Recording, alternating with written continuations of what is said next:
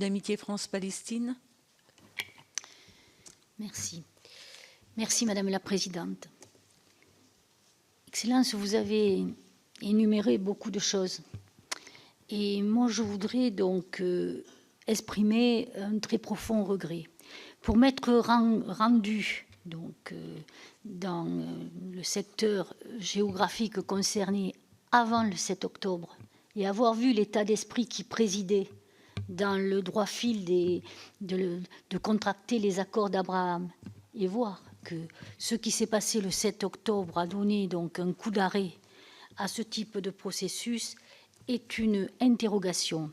En revanche, le 7 octobre, que je condamne et que j'ai toujours condamné, donc a, à mon sens, entraîné une riposte disproportionnée, avec un nombre de morts énorme, avec une situation à Gaza donc inacceptable, parce que lorsque vous dites, et je ne remets en aucun cas en cause dans la véracité de vos propos, qu'il faut créer les conditions d'un espoir de paix, que l'espoir de paix donc n'est pas mort, moi je tiendrai à poser le facteur temps, parce que si on continue dans ce sens-là, comme je le disais lors d'une question orale que j'ai posée il y a quelques mois, il ne restera plus un Gazaoui sur la bande de Gaza.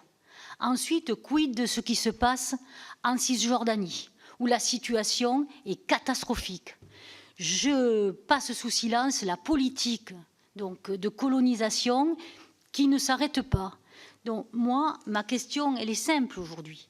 C'est que comment pouvoir préserver donc, et contribuer à trouver donc la paix dans ce secteur? Vous avez fait référence à Yasser Arafat et à Yitzhak Rabin. C'était un autre monde, une autre époque. Aujourd'hui, nous avons Benjamin Netanyahou et Mahmoud Abbas. Nous ne sommes plus dans le même contexte. Ce n'est pas pour autant que nous devons donc baisser pavillon et surtout ne pas faire progresser la coexistence de cette solution à deux États.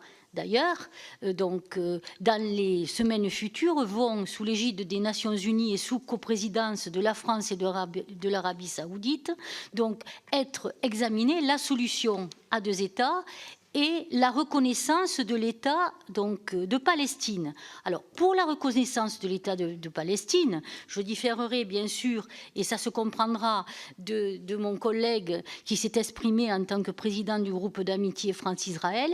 Moi, je considère qu'en ce qui concerne la position donc, de la France, nous devons de reconnaître l'État de Palestine sans condition, comme l'ont fait d'autres pays européens.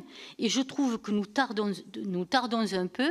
Et je souhaitais savoir, Monsieur l'ambassadeur, sur justement ce sommet aux Nations Unies, comment donc vous envisagiez donc les choses et quelle sera la position donc sur ce sujet d'Israël sur la question. Merci beaucoup. La reconnaissance de l'État palestinien par la France la semaine prochaine sera un désastre pour les Palestiniens, pour les Israéliens, pour les relations franco-israéliennes et pour la possibilité de la France d'influencer les différents processus diplomatiques qui pourraient avoir lieu au Moyen-Orient dans le futur. Je vais expliquer pourquoi. Ce n'est pas parce que, comme je le disais auparavant, Israël est opposé par l'idée de l'État palestinien.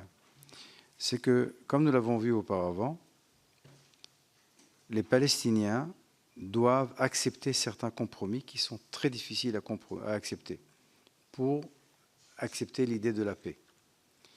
Parmi ces compromis, il y a bien sûr le fait que l'État doit être complètement démilitarisé.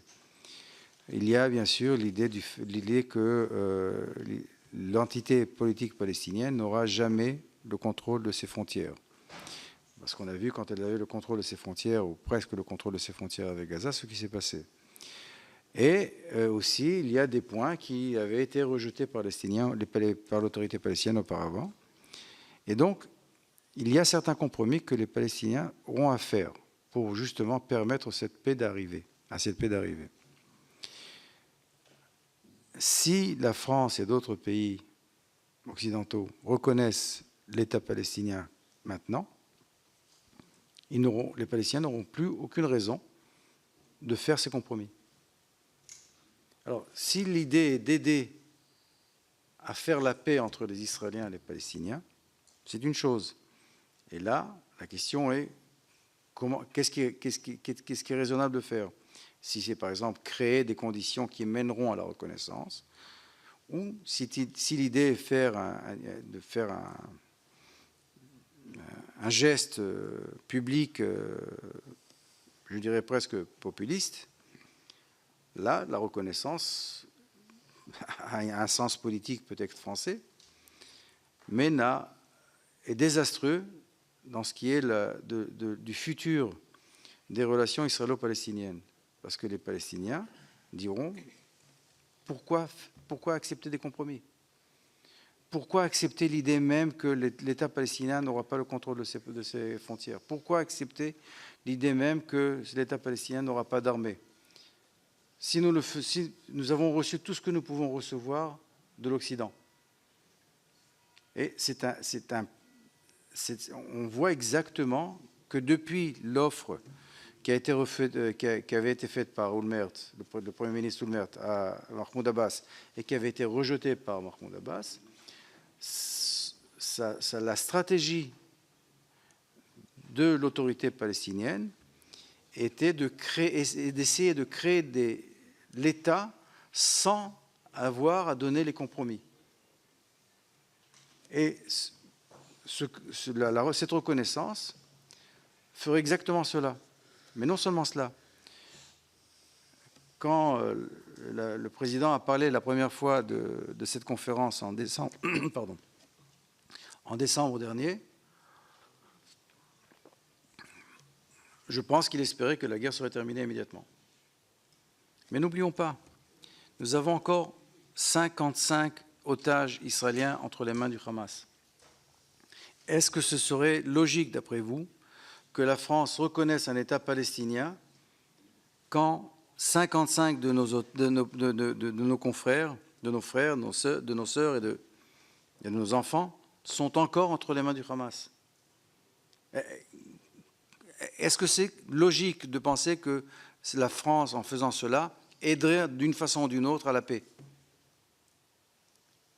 S'il y a quelque chose à faire aujourd'hui, c'est demander au Hamas immédiatement de libérer les otages, de les libérer tous, inconditionnellement. Ça mènerait à la fin de la guerre.